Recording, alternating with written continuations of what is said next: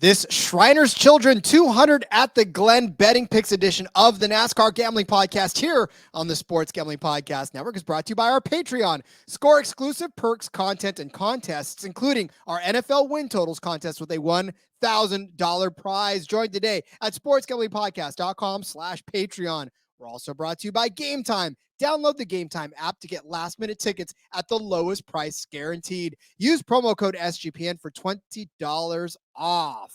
Driver, start your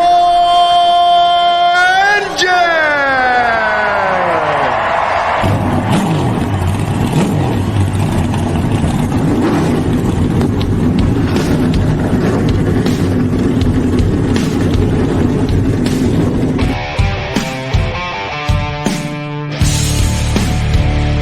Strap in and pull those belts up tight as the Sports Gambling Podcast Network presents the NASCAR Gambling Podcast.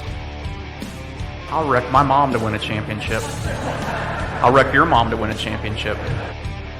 With all the news and the best bets for your NASCAR weekend.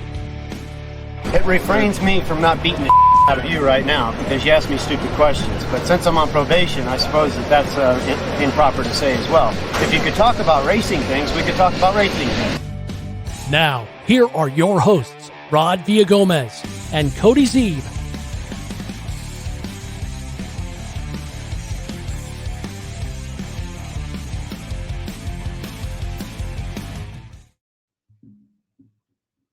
We go to the Glen, this again for the Xfinity race. This is the NASCAR Gambling Podcast here on the Sports Gambling Podcast Network. He's Cody Zeeb. I'm Rod Villagomez. I led in last episode with my cheesy on the road again. I'm not going to do that to anybody again. I'm pretty sure we lost listeners almost immediately after that. So we'll just say we're at the Glen. It is the Xfinity Series, and we're doing road racing once more on both series. That's all right. It's the Cup Series race is the Go Bowling something.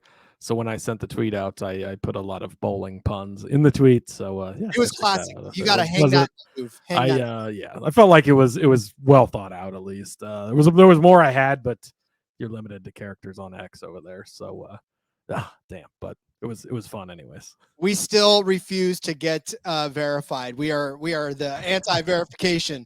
No, I'm just kidding. It doesn't matter. But we need to check out this poll too, because I think you're getting your ass kicked, Rod.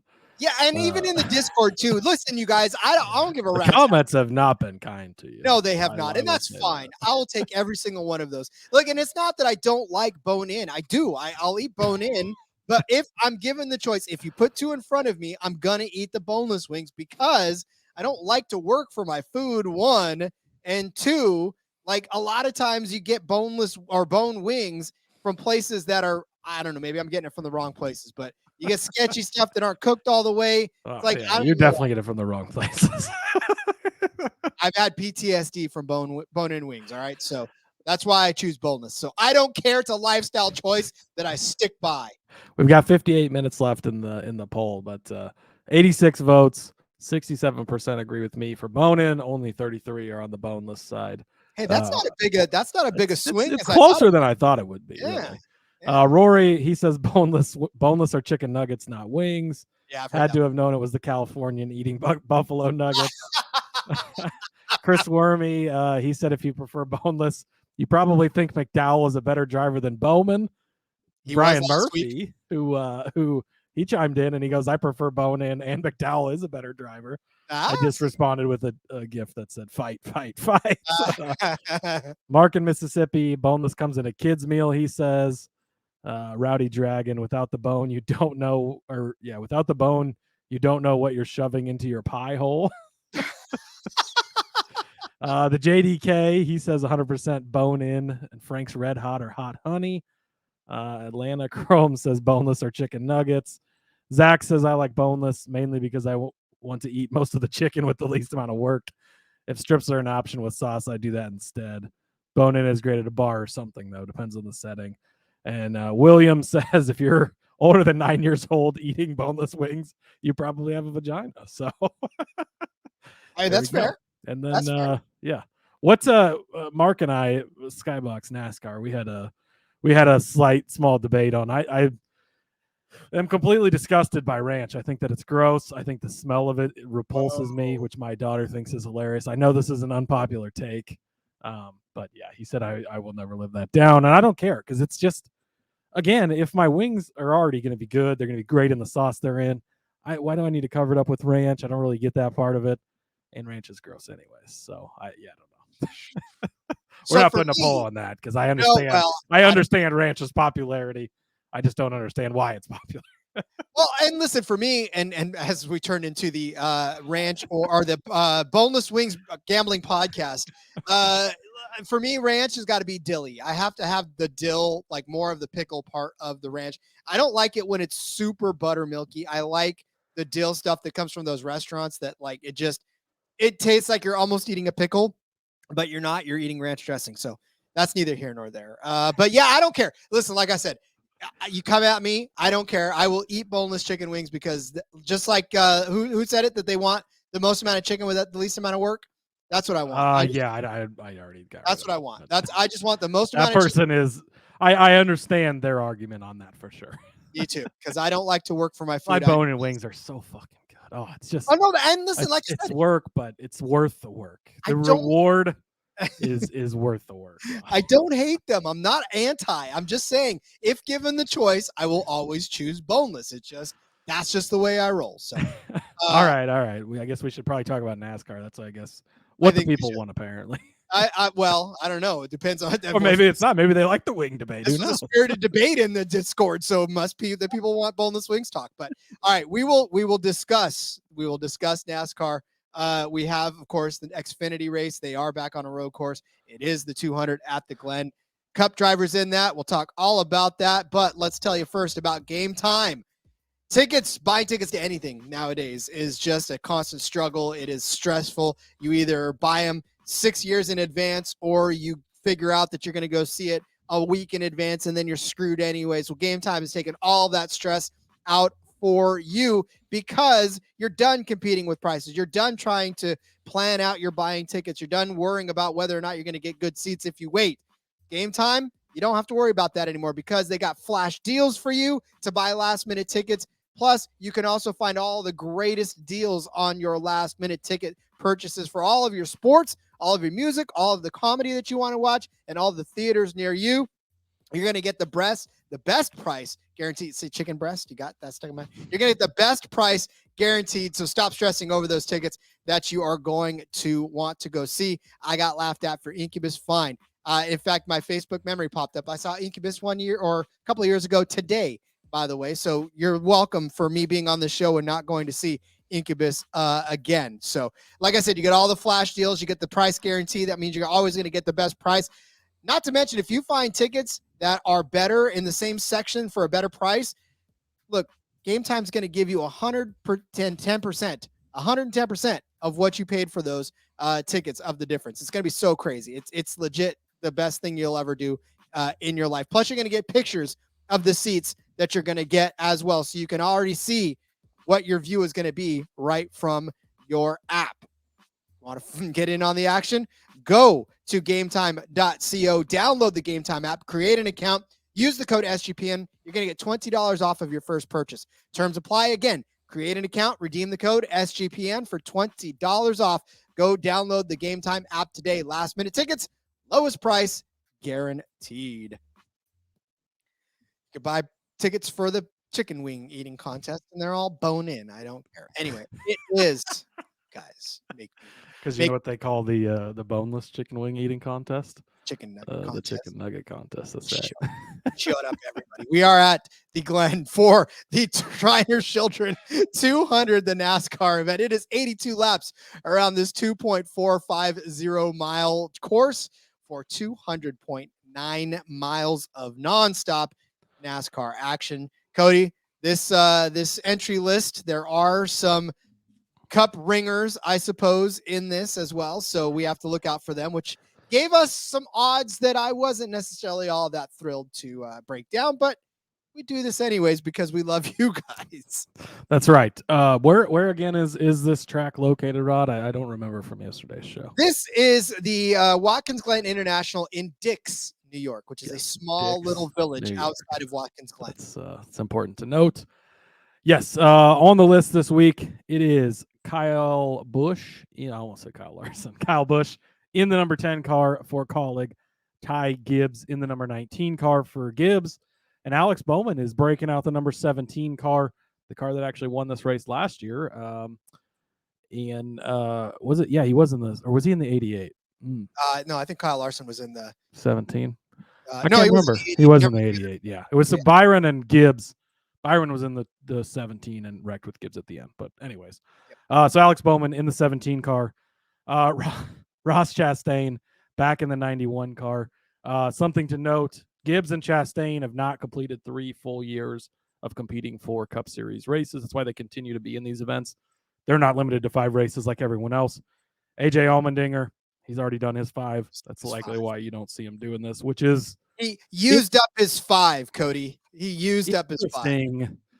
That they chose to do the Road America race instead of this one for AJ. I don't... If the Cup was going to be here anyways and you couldn't run one of them, but again, it don't matter now because the points wouldn't have made a difference anyways. But it's still interesting. Phil Parsons, not Phil Parsons. Ooh, really? Phil Parsons' son. Is this SRX? Parsons is going to be in the 44. Sage Karam back in the 45 car this week. He ended up with a decent run last week. Let's see. Moyle Sack is back 24. That's about the extent of anyone of real note, I think, in this one. Yeah, again, it's just mainly the Cup heavy drivers that are in this, obviously trying to get a quick tune-up before Watkins Glen proper for them on Sunday. But again, as we've seen, though, on these tracks, it doesn't necessarily always translate into the Cup car. And, Ty Gibbs is a good example of that. He had obviously won last week's race, came out, didn't really make a whole lot of noise in that Cup race, regardless of him going out and actually winning that race. He did come back for a solid finish, but by the same token, it wasn't as if what he got out of that race on Saturday made any sort of difference really on what happens on Sunday. So, again, we're not necessarily taking any of that really into account as we handicap for this race. This is a standalone for these Cup guys even still. Yeah, exactly. And when you spoke to the odds before, when I logged in and I started looking at things, the first about 3 or 4 just jumped right out to me. I'm like, oh yeah, these are looking good. And then it was a struggle to find the rest of what I wanted this week. So kind of a mixture of, there were some really good options because again, you get these Cup Series guys, it inflates things, and then so you can find some good stuff. But a little bit tough overall, I would still say, on finding these odds. We are down to the final, let's see, 1, 2, 3, 4 races left in the Xfinity Series playoffs. So things are starting to get pretty serious. The cut line right now, you've got Sheldon Creed plus 17, number 11 plus 50. Why are they out of order like that? That's weird. And then Riley Herbst at plus 34. I guess because Creed has more playoff points. That's why. Parker Kligerman is 17 behind the cutoff, and then it's Brandon Jones at minus 65. So Kligerman kind of really the only one that could probably still point his way in. But yeah, that's your look at the playoffs as we crank down to just 4. This is the last of the series that will start. Obviously, the trucks are already in the playoffs. Cup has 1 more race after this weekend. Xfinity still has 4 races on deck for their regular season. It's so weird that it's so staggered as much as it is. Like, it's a matter of strange, but you got different sizes on the schedules and different sizes for the playoff fields. I mean, 16 in Cup. I think it's only 12 in Xfinity, and then it's only 10 in the Truck Series, of course. So, yeah, it's varies all over the place, I guess. Yeah. So again, for this Xfinity race, obviously all these guys that are trying to get their way into the actual postseason will be. And listen, this is my daily reminder to the books. Get your heads out of your asses. Give us some better matchups on these because literally no top 10s this week, right? No top 10s either. I know they get their ass handed to them on top 10s. But 1 week we destroyed them and they took it away. Yeah, it's just so frustrating to open up the head-to-heads and literally, and then you're not even getting creative because you're just putting the same person against 5 different people. That is not what we want to see. We want to see some creativity in your head-to-head matchups. And there's no reason you can't go through the entire field and make make different head-to-heads. Like, it doesn't have to be the two guys who are going to finish first and second that you put head-to-head. It doesn't have to be guys that are going to finish in the top 5. Like, give us, I mean, give us Josh Bilicki versus Alex LeBay. Like, give us some of these other, give us a Brett Moffitt versus Kaz Gralla, or a Ryan Sieg versus Kyle Sieg. Like, get creative here and help us out. But oh well, whatever. I would take a Jeremy Clements and Anthony Alfredo one. I don't even care at this point. There you go. Give me something, Yeah, I'd find an angle on that. That's all right. We still found some we do like, Rob. So Yes. I really, these first couple, again, this one they just keep giving us every week. I'm sure if you've listened to the show more than once, you know what it is already, but it's just an auto bet every week, and it cashes more times than it doesn't. It's insane. Well, like we said, do you want to be entertained? Do you want to win money? It's a matter of, hopefully we do both. I was going to say, I think we do a little bit of both. Well, that's what I'm saying. Hopefully we do both, but at the same time, it's like, it's whatever you want. All right. Speaking of that, we'll get into those. But let's tell you about our Patreon. If you have not already, do it. Sign up for the Patreon. You need to. That DGens only Patreon chat and Discord is blowing up, giving all kinds of stuff away. I won't tell you what the prize is because you got to log in and figure out what it is. You got to get signed up for that Patreon. You're going to get exclusive access to contests, including our NFL win totals contest with a $1,000 first prize. That's all I can legally tell you about what's in there. You got to sign up to get the rest. But there's also weekly contests, like I said, just for the patrons, and you need to get in there to figure out what that is. Not only that, you're going to get a monthly SGP Stories podcast. It's a completely ad-free, full of behind-the-scenes stories from the SGPN. Like I said, Cody's going to read you a bedtime story book, and that is going to be on demand in there. So if nothing else, join for that. Like I said, join that Discord as well. Only you can prevent corporate gambling. Do your part. Sign up for the SGPN Patreon today. Find it at sportsgamblingpodcast.com/Patreon. That's sportsgamblingpodcast.com/Patreon. So Cody can read you Good Night Moon. Who knows? We might still have that book in our house. I know we had that's always one of the favorites, I think, for most people. And it is not any different for my child. So luckily we're out of the bedtime story days now, but apparently I'm doing that for Patreon supporters now. So that's fun. I'm signing up exactly for that. I want you to read me Good Night Moon. Again, company man, whatever you need me to do, get people to sign up and help the war against corporate gambling. I'm here. I feel like there's a handicapper way to put that. So slide some odds and Good Night. What's Cody willing to do? Oh boy. All right. Again, it is Watkins Glen, Cody. Where are we going to start with the bets? I don't know that we've ever had a show off the rails this much. I was going to say, we've been very off the rails, but hey, we had a lot of success last week. Again, if you didn't listen to the Xfinity show last week, I'm sorry.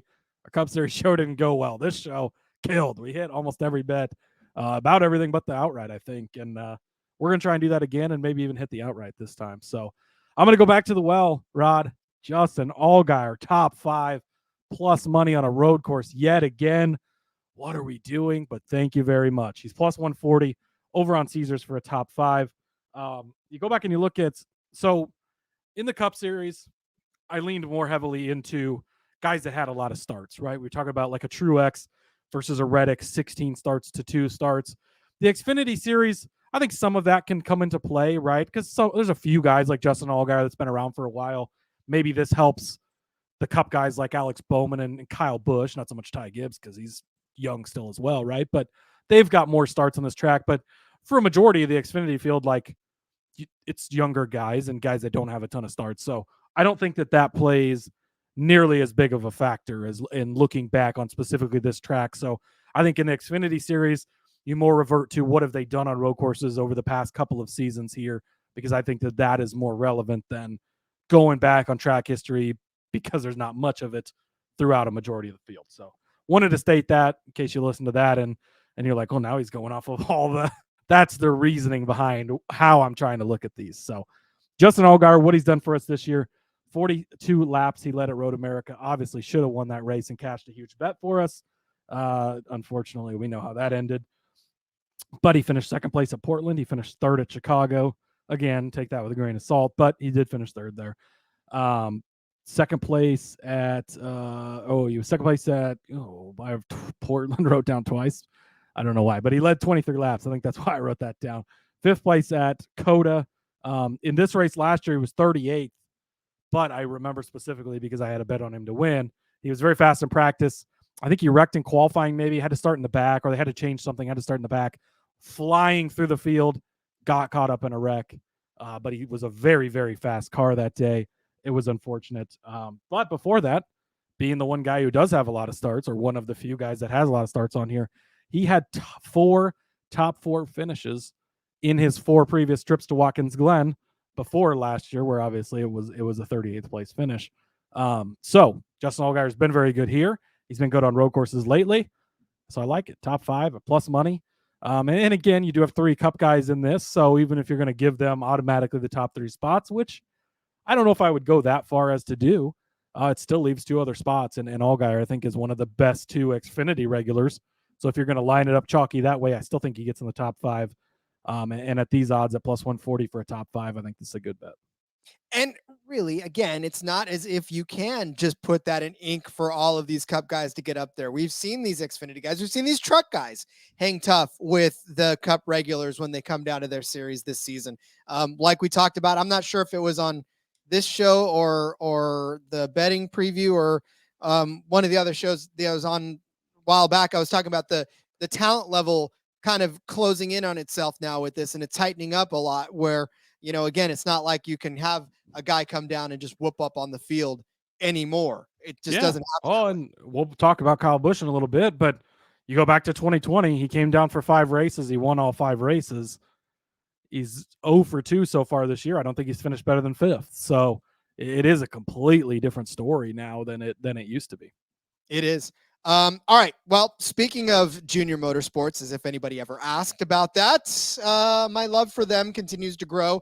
And not just that, but the books continue to just give us decent enough prices on them to continue to bet on them. And that's Sam Mayer as a top 5 car. Bet365 is giving this to us at plus 220 as a top 5 car for Sam Mayer.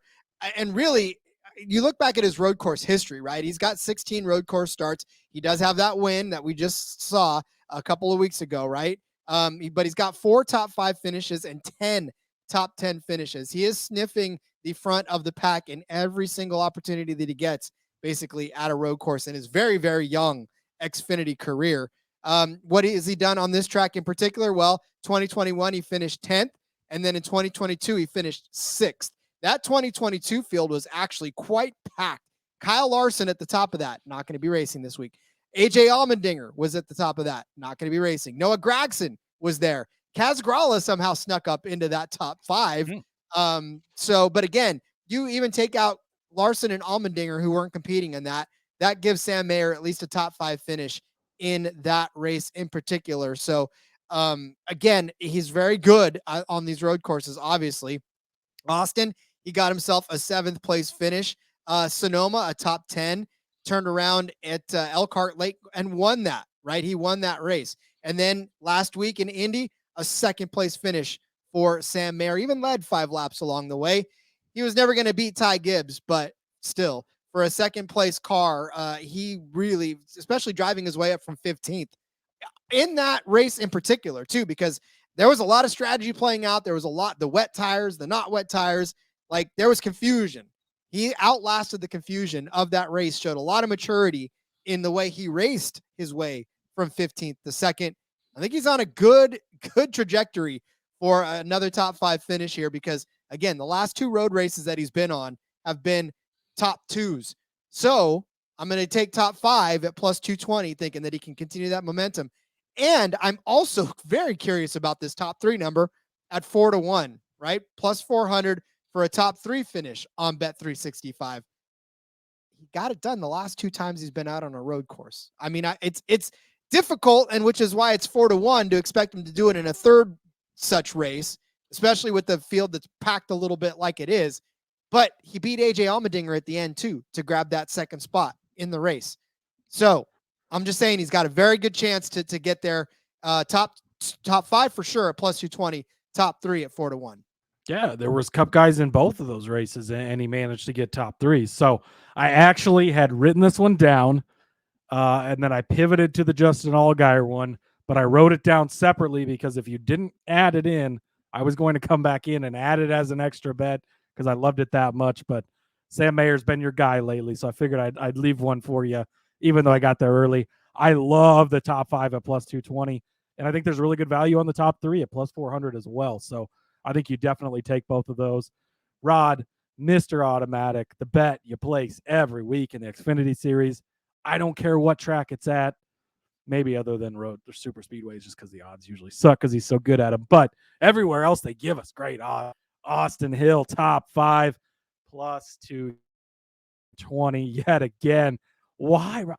Should we be quiet about this and not just give it out and move on? Like, don't tell them why they should keep not giving it to us because it hits so freaking much. I mean, this guy is just automatic. If this was like horse racing and you could bet an exact finish, 4th place every week, Rod, like I would just throw $100 on Austin Hill to finish 4th every week, and you're going to cash it more than you're not going to. I don't even have all the numbers written down because I've been talking about this for weeks, and it just keeps improving. Austin Hill, top 5 at plus money as a no-brainer every week. He's plus 220 over on Caesars. Go hammer that.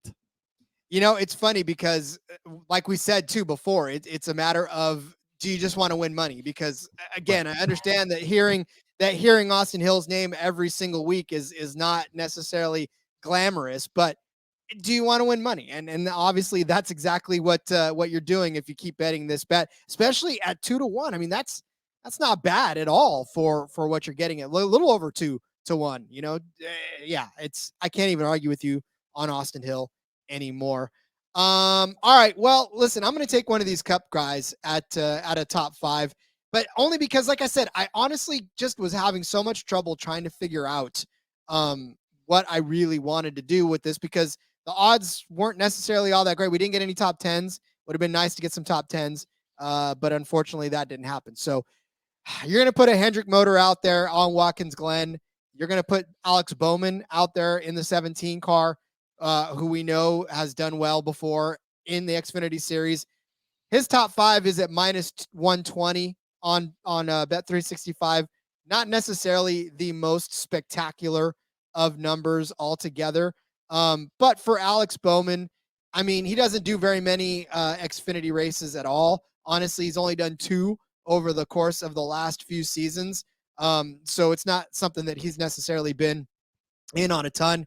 He's been here once with the Xfinity Series. He drove the 99 car in 2013. He got a 13th place finish. But again, this is the 17 car. We have seen the 17 car come out and do well. William Byron started on the pole last year in that 17 car. A lot like what Cody and I alluded to. He actually won stage 2, did William Byron. And William Byron, Alex Bowman. Anyways, the 17 car was in the lead at the end of stage 2. Him and Gibbs got together. Obviously, that took them out, but that 17 car looked like it could very well be on the win. Had they not taken each other out, that would have been one of the all-time like classic finishes. Like they were leaning so hard on each other through each corner. Of course, that's why they ended up taking each other out, but it was beautiful until it wasn't. And Larson stuck through and got the win. Yeah. And again, really that 17 led 35 laps of that race and was pretty much, like we said, the dominant car of that one. And so, yeah, I very much think that can happen again. We're not even asking him to win. We just want him to get inside the top 5. That 17 car is fast. It's a Hendrick power car. It's going to have HendrickSports.com on the side, right? Traditionally, we know that they love seeing that car front. William Byron needs something. He needs a kickstart. His season in the Cup Series has kind of gone south since he started out hot. So I think this is a good get right track for him to be able to do this. So give me Bowman top 5 minus 120.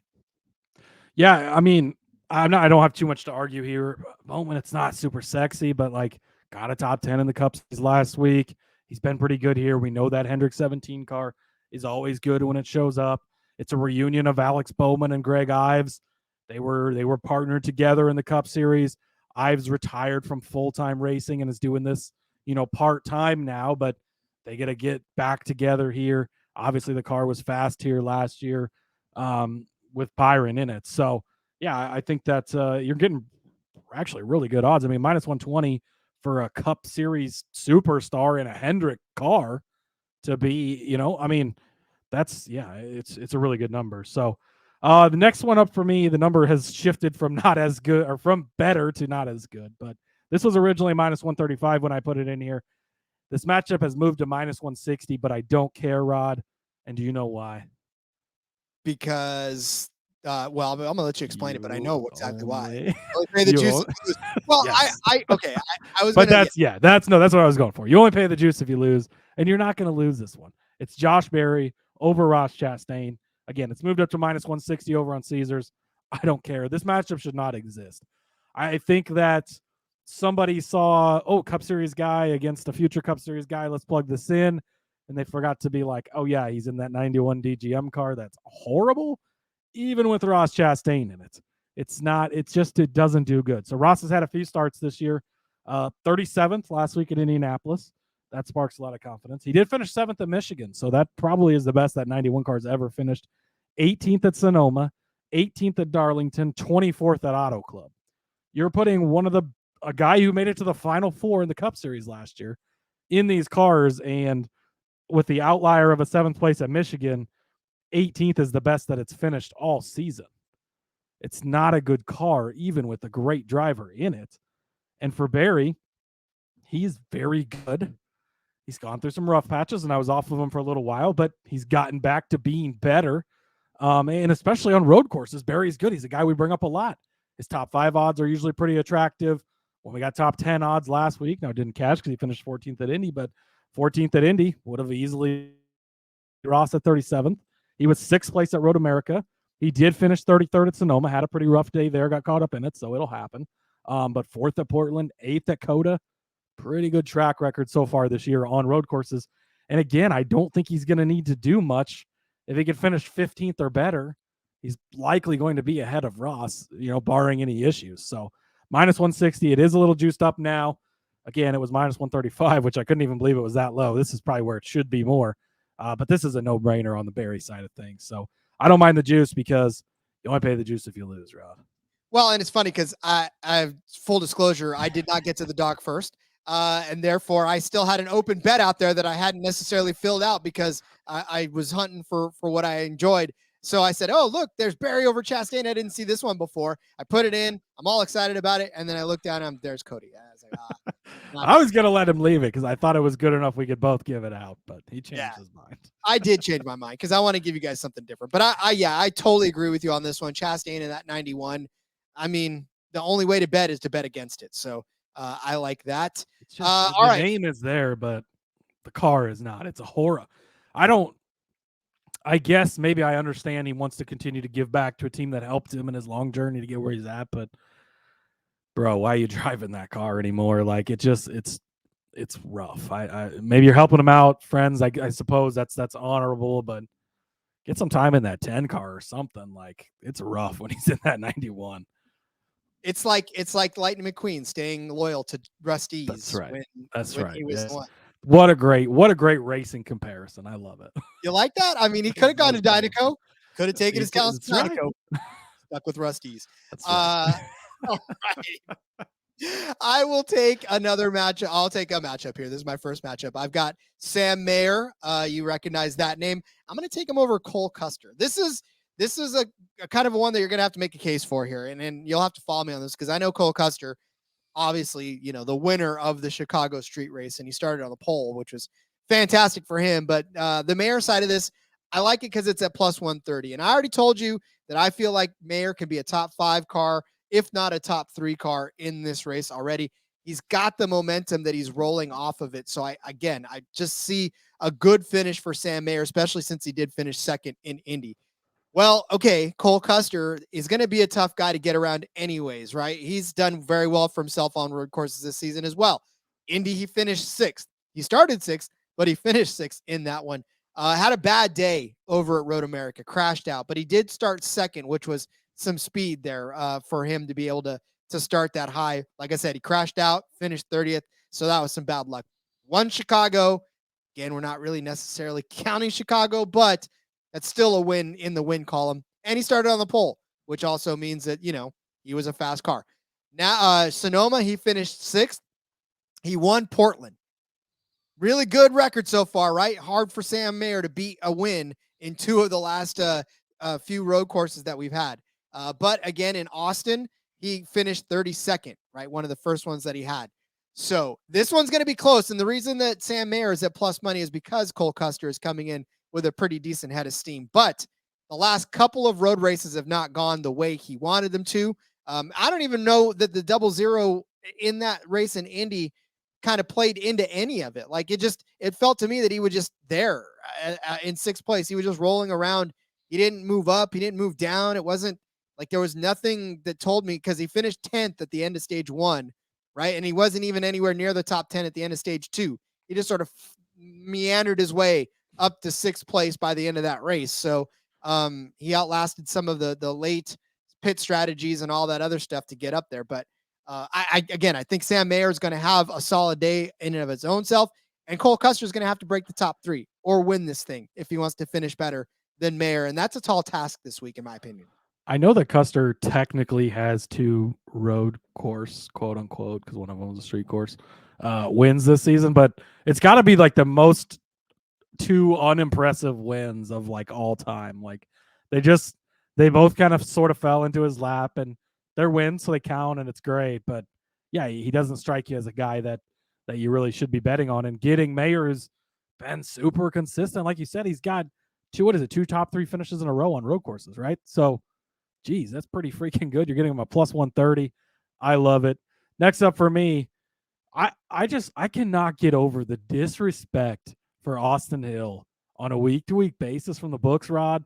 It is insane. I would almost feel bad for Austin Hill if we weren't all making so much money off of this, because it's insane. He's matched up against teammate Sheldon Creed at plus 100 over on Superbook. So basically even money to get Austin Hill to finish over Sheldon Creed. Rod, when is the last time this season that you think Sheldon Creed finished ahead of Austin Hill? I'm going to say the last time that it happened. How many races ago? We'll put it that way. I'm going to set the over at 7 races, over 7 races ago. Yeah, the over absolutely hammers. 14 races ago at Talladega, of all places, is the last time Sheldon Creed beat Austin Hill in a head-to-head this season. I rest my case. And by the way, 5 road courses this year. Hill is 5 for 5 against Sheldon Creed. I guess the one thing they're probably looking at is last year Hill did have a very bad finish. I think he got caught up in some stuff, and Creed beat him. So maybe that's what they're looking at. But if you're looking at anything this year, 14 in a row, I should have looked back farther and that was Talladega where he beat him, which of course, it's a super speedway. So your odds of actually beating and winning a head-to-head there are literally 50-50. And yeah, all 5 road courses in a row. I guess that doesn't count Cody at the beginning of the season where Hill had transmission problems and was out early, but 5 in a row. It's in 14 races in a row, Rod, and you're getting him at even money at plus 100 on Superbook.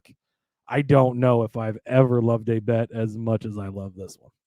Yeah, that seems the books just kind of were like, hey, but everybody likes Sheldon Creed. I mean, I get it. Sheldon Creed always looks good for a while, but Austin Hill's always there at the end, and he always cashes these bets. And man, it's just insane. It really is. Absolutely insane. So we'll take it. It's fine. I don't care. All right. I will. This one is the one that I feel like could go either way, but I'm going to take Parker Kligerman over Sammy Smith. And it's going to be tough because you're going to look battle of who can you trust less. Well, and this is what I'm talking about. And this is why I'm saying to you, because the Sammy Smith side of this, so the Kligerman side of this is at minus 110. If I were to say and take this bet earlier in the season, I would have 100% taken Sammy Smith, right? Finished 4th at Austin. So fantastic finish there. Had a bad run in Portland, finished 30th, but came back for a ninth place finish in Sonoma. So we're all gravy there, right? 6th place at Chicago, but once again, not necessarily really caring about Chicago. But the last 3 races for Sammy Smith have been absolutely horrendous, and 2 of those have been road course races. So this is the wrong time to have yourself struggling on road courses, right? Elkhart Lake at Road America crashed out. He started 10th, finished 31st in that race. Terrible. Indy, 28th. And honestly, Cody, I don't even know, and I wasn't paying attention to him on the ticker. I don't think we had anything on Sammy Smith last week, either for or against. So I honestly don't even know where he was running most of the time because my eyes were not on his number on the ticker. And there was no part of Sammy Smith that made me feel comfortable. And when the announcers don't really say his name much, it just means he's not doing much out there on the circuit. So, yeah, again, these last 3 races have been horrendous. Now, you can point to his last finish at Watkins Glen, where he started 19th and finished 3rd, and say, hey, that means that he's going to have a very solid finish. Okay, but I can also point back earlier this season to where he finished 4th in Austin and then came around and finished 16th at Indy. It's not indicative always of what's going to happen. Momentum, I'm sorry, 28th at Indy. What did I say? He started 17th. But yeah, it's not always indicative of what's going on. Momentum is not on his side. So I'm going to take Parker Kligerman, who, again, it was not necessary. If I told you at the beginning of the season I'm taking Parker Kligerman, you'd be like, you're crazy. He finished 31st in Austin, 14th at Portland, right? Came back with a 5th place finish at Sonoma. So here we're starting to see a little steam pickup. 9th place at Chicago. Again, not really leaning much there, but 2nd at Road America, 7th at Indy. Who's doing better on road course races as of late? Yeah, that's Parker Kligerman. So a 2nd place at Road America, a 7th place at Indy. Those are 2 good, solid finishes over the last couple of road course races. And, you want to talk about the last time he was at Watkins Glen, you got to go all the way back to 2013 in the Xfinity Series. In the 77 car, right? This is Kyle Busch, actually, a Kyle Busch car in the Xfinity Series in 77. He finished 6th. So, again, whatever you want to roll into that, it was a long time ago, but he still finished 6th in his only race as an Xfinity driver in Watkins Glen. So I like Parker Kligerman over Sammy Smith at -110. You can find that on Caesars. Yeah, that's a tough matchup. Again, either of these guys could be good enough to win, and they're both have enough issues and make enough mistakes that they'll take each other out easily early. So it can be crazy. But Kligerman definitely the guy, at least lately, that's trending more towards you can trust him a little more, right? Not fully, but definitely can trust him a little more. So I would take that side as well. Another head-to-head that I love. Sorry, Sheldon Creed, not trying to pick on you, but Sam Mayer over Sheldon Creed. Rod, I said it earlier. I loved your top 3. I loved your top 5 on him. I love him over a guy that you can't rely on to finish. Again, Sheldon Creed just doesn't deliver the finishes like he should, and like his cars, the performance of the vehicle shows you that he should get the finishes. He never gets the finishes. Mayer, of course, won Road America, 2nd place at Indy, 3rd at Portland, 7th at Coda, 10th at Sonoma. All 5 road courses have been nice, solid results. Sheldon Creed, it's just you're not getting the nice, solid results from him on a week-to-week basis. Give me Sam Mayer at -1. This is -115 on both sides. I don't understand that at all. Creed should not be in the same boat as Mayer right now, especially the momentum Mayer is riding. That win changed everything for Sam Mayer. It's almost like he's a completely different driver at this point. And since then, he's been so much more reliable. Love Sam Mayer over Sheldon Creed, -115 over on Caesars. Yep. I mean, again, you know how I feel about Sam Mayer. And if I don't think that, pardon me, if I don't think that Custer can be a top 3 car, I certainly don't think Sheldon Creed is going to be a top 3 car on the day. So I'll follow you on that one as well. All right. Well, like I said, I got to the dock late. I wasn't thrilled about all the head-to-heads. I wasn't thrilled about most of the other ones. Can't believe they didn't give us a top 10, or else I'd have given you one there. So fine. I will go back to the well. I will give you a winning car number. This one is juiced, but Cody? You only pay the juice if you lose. -140 for the winning car number to be odd. I will take the odd side of this. You know what number Kyle Busch is driving this week, right, Rod? You know what? What number is he driving? Because I don't see it on He's the in the entry 10 list. He's in the 10. because That's it right. was Allmendinger Oh, for that's whatever right. It was reason, so. Allmendinger. Yeah. I don't know if Colleague just has the laziest front office in motorsports or what the deal is, but their entry list every single week in Xfinity is wrong. Like they're like just so late to changing it that NASCAR puts out the guy who was in the car the previous week and it's never correct. Yeah, I knew that too, but I was staring right at the entry list and it doesn't say Kyle Busch, and I was like, wait, I know he's driving, I know he's somewhere, but and I know he's even. That much I did know too. But for the odd side of it, you do get a pretty packed house. So this is a decent enough way to hedge off of Busch if he doesn't end up winning. I know you're gonna talk about that in a second, but it gives you Mayer, it gives you Allgaier, right off the bat. 2 strong cars to win. It gives you Bowman in the 17. It gives you Gibbs in the 19. It gives you Austin Hill in the 21. And really that's about where it ends at that point, because kind of after that, you're not betting on Ross Chastain in the 91. But I mean, listen, crazier things have happened. No, they haven't.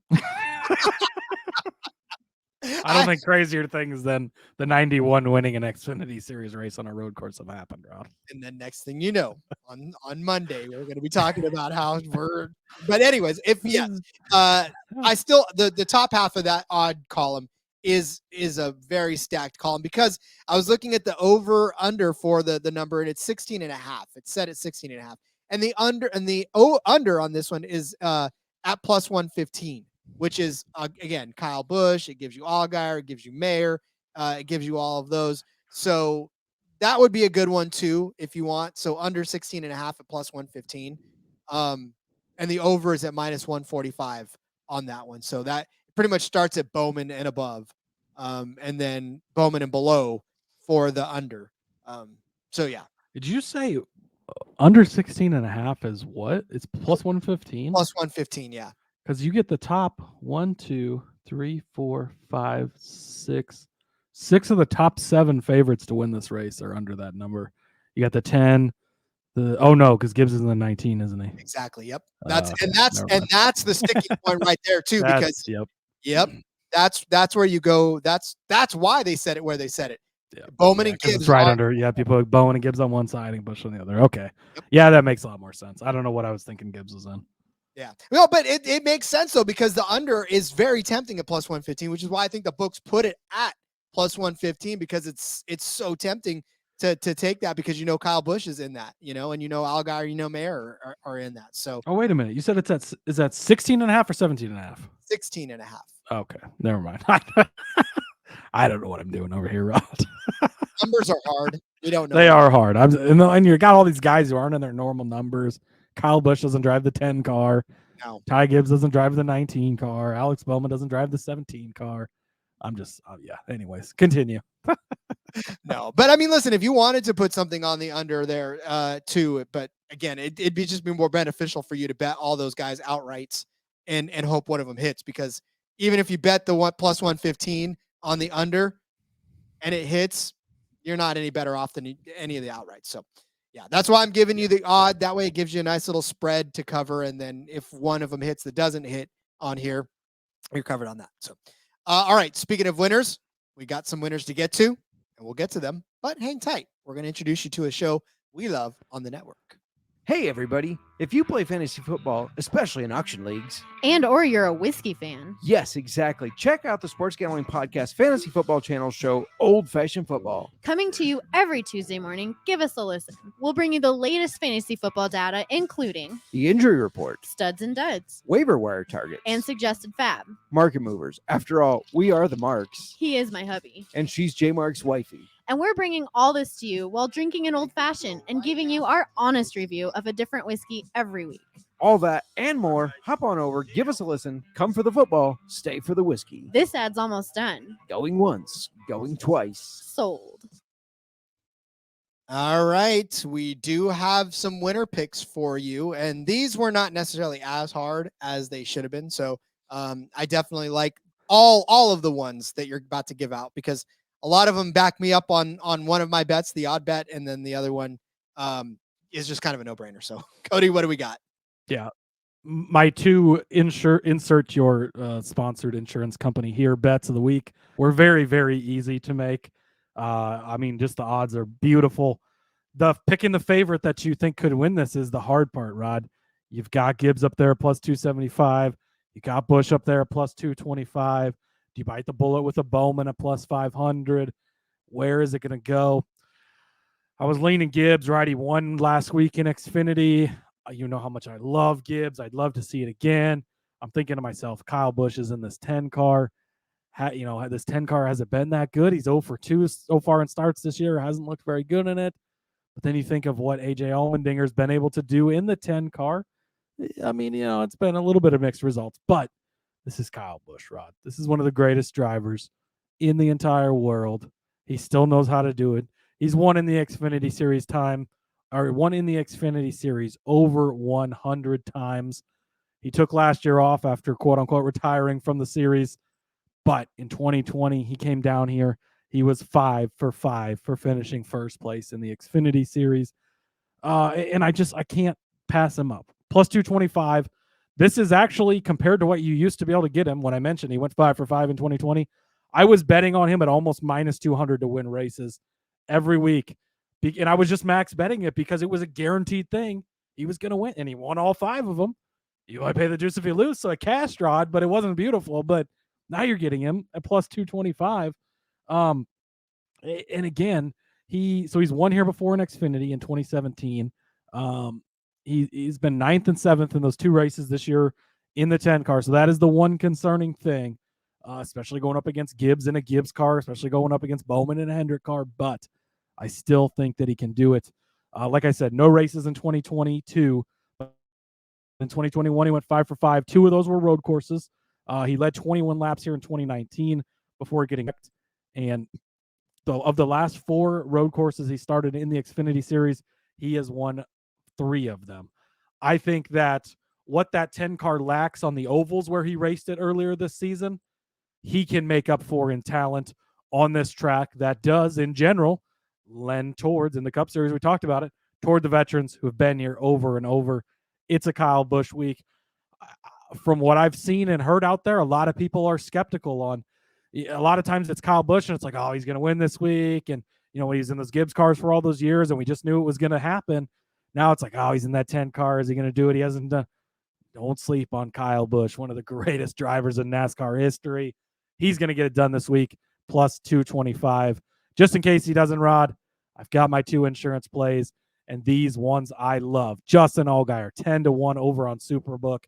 Absolute smash for me. We've talked about him every single time we've come to a road course. Should have hit him 13-1 at Road America, if not for the stupid debacle overtime that cost us everything. But that's okay. He might get it back for us this week. And Austin Hill, Rod, 22-1. The disrespect of Austin Hill is real. What are you doing? Why is he 22-1? DraftKings, thank you for this gift. Again, he is going to be in position. He will not be the best car throughout the race. He will be in position at the end. If it goes to overtime, if something happens, if they gamble at the end, Austin Hill will be in position, can win this race. 22-1. You must bet on Austin Hill to win this race. Again, that falls into my odd category, so I'm good. 2 of those fall into my odd category. That's right, so they do. I absolutely love that. I can't argue with either one of those. I love Allgaier. I always have. I think I always will. So I love that for that. And then Kyle Busch, you don't want to hit. You don't want to miss it if he hits. That's the only thing that really is the driving force behind that one. I know the price doesn't seem sexy, but as I've learned in the podcast for NFL, if we're saying that plus 225 is disgusting, the NFL guys would love 225 plus 225. You would not believe how many other people on the network we hear that from. Like, I think it was Terrell a couple of weeks ago. Yeah, but every bet you give out is plus money. Like, a lot of the times they are, and look how many cash, right? I mean, it's beautiful, and sometimes you do pay the minus 160 on a head-to-head, which is something you do normally in the NFL anyways. So it's not really that crazy. It's just, it is funny how we're sort of trained in racing that, wow, that number is crazy short, and it's like, not really, especially for what you're getting out of it. Like, it really isn't that crazy of a number at all.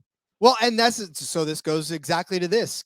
Ty Gibbs, the winner of the last road race, he's at plus 275. That's not a great number because, again, anything, and Kyle Busch in this field, Plus 275 isn't great, but I'm still going to say that if Kyle Busch doesn't win, Ty Gibbs will be able to get this done again. He bested AJ Allmendinger, one of the best ever, right, in that 10 car. He outdueled him. He had the best car, the fastest car. Didn't matter if he didn't go on to slicks right away. Didn't matter if he was on a different pit strategy. He managed to win that race, and he did it convincingly. So plus 275, you get that over at Superbook. Not bad. And then not to mention, he's already got a win on this course in particular in the Xfinity Series, right? 2021, he won this race. He started 15th and won. Last year, not so much. He started second and finished 27th, but he led 25 laps along the way. Dueling it out with William Byron at the end. I mean, very easily could have won this. And if he would have beat, I mean, he was going to beat Larson, which is impressive in itself, right? So, and then he was dueling it out with William Byron, another Cup Series star, like not to be looked past. Yeah, the result wasn't there, but wasn't because he was having a bad day. He was having a great day. Yeah, and again, I think this is going to come down to Gibbs and Busch. Who's got the faster car of the two between the day, right? And that's really what the whole thing's going to come down to, who can outlast who in that, and it's either Gibbs or it's Busch. So I think you got to take a little bit of the Gibbs side on this one at plus 275 as well, just in case, because you'd absolutely hate to be on the wrong end if neither one of these guys, or if either one of these guys ends up winning and doing it convincingly too. So again, we always know that we make our money further down the card on these head-to-heads and these top fives and stuff. But again, these two guys are the favorites up there for a reason. I just noticed, Rod, that bet on Gibbs to win this, the only non-Chevrolet, other than the winning number, obviously, the only non-Chevrolet bet we have on this entire card. Every other bet is on Chevrolets. Wow. We are all about the bow ties in Xfinity this week, which, coming from me, man, how I've been all over Toyota everywhere this season. I felt like a Toyota guy. I mean, they've welcomed me to the racing team. I got the corner office like the guy in the commercial and everything. Rod almost did a spit take on that one. Martin Truex Jr. was telling you, it's your first day, kid. It's your first day, kid. Got the corner office. But yeah, man, that's actually fairly impressive that we didn't even do that on purpose. It's going to be a Chevy week, apparently. Well, apparently. Or the books decided to lean us into that direction. Who knows? Yeah, who knows? I'd say we did pretty good on them last week, so I'll take my chances. Me too. All right, well, get out your pen and paper. Let's go over these bets for the Shriners Children 200 at the Glen in Dix, New York. Cody started you out with Justin Allgaier as a top 5 car at plus 140 over on Caesars. I gave you Sam Mayer as a top 5 car at plus 220 on Bet365. Tossed in a top 3 at 4-1 over on Bet365. Cody gave you Austin Hill as a top 5 car at plus 220 on Caesars. I said Alex Bowman would be a top 5 car at minus 120 over on Bet365. Cody gave you Barry over Chastain at minus 160 over on Caesars. You can hammer that as far up as you feel comfortable. That's probably going to cash. Mayer over Custer for me at plus 130 on Superbook. Cody gave you Austin Hill over Sheldon Creed at plus 100 on Superbook. I gave you Parker Kligerman over Sammy Smith at minus 110 over on Caesars. Cody gave you Sam Mayer also over Sheldon Creed at minus 115 on Caesars. I said the winning car would be odd at minus 140. Cody gave you Kyle Busch at 225 on Superbook, and Justin Allgaier at 10-1 on Superbook, and Austin Hill at 22-1 on DraftKings. I said Ty Gibbs would outlast Kyle Busch to win this at plus 275 on Superbook. So those are your bets. Go forth, fill out that card. Hit us up in Discord if you want anything more. Yeah, we've got it. That's the last race of the week to break down. I'm a little sad. It is. I'm sad too. We don't, again, no open wheel stuff this week. No IndyCar, no F1. They're both off. We got a loaded week next week, so I guess we can take this little bit of a light week. Don't forget about SRX on Thursday, because that's going to be a lot of fun. Make sure you get your bets in there. Talked about that at the end of the Cup Series episode. But yeah, we got 2 races to get it right this week, Rod, and Daytona next week. Corey LaJoie making the Cup Series playoffs. It's going to be great. I'm pumped. I'm excited. but let's go win some money on left and right turns and dicks first. Let's do it. All right. Well, speaking of which, as we let everybody go, let everybody know where they can find you on social media, Cody. You can follow me on X at Husker_Zeeb. Super fun thing over on the Sports Gambling Podcast, the main show of all of this. They're doing draft day. I think this is 3.0, right? The third time. Ryan Kramer drafts for 24 straight hours, best ball drafts. I'm going to be on with him Thursday night. It will be 12 o'clock midnight Central Time, 10 o'clock out on Rod's time, drafting some best ball teams. So that's going to be a lot of fun. Make sure you check that out. And they're raising money for the I Am Able Foundation, which is a great foundation. There's a lot more info over on X on that as well. So check that out. Check out all my work over at Husker_Zeeb, like I mentioned. Got fantasy football, all kinds of stuff out for sportsgamblingpodcast.com for Last Word on Sports. And just keep following us. Come back. We've got DraftKings DFS stuff tomorrow, and fun Friday parlays and all the fun stuff. I believe that's where we hit a 30-1 earlier this year on a parlay. So you might not want to miss that show because I've already been cooking some stuff up, and I'm feeling it this week, Rod. I love it. And when Cody's feeling it, you know you're about to cash. I'm on X. One more thing. Sorry. Oh, the results of the poll have gone final, and very nicely, 69% for bone-in. So, yes, congratulations to me and my fellow bone-in lovers. And very nice job hitting 69%. All right. Well, figure out who the co-host is going to be next week or tomorrow, rather. I am off the show because I lost the bet. But, yeah, we're all good. Just kidding. I'm on X at RJ Villagomez. Link in the bottom. Everything I got going on. Whether it's here, whether it's in between media, check out Fast Money for frequency's sake. Stuff up on the website. It's all kind of crazy. It's all there on Twitter, on X, whatever. We'll see you tomorrow for DFS. And in the meantime, let's go racing and let it ride.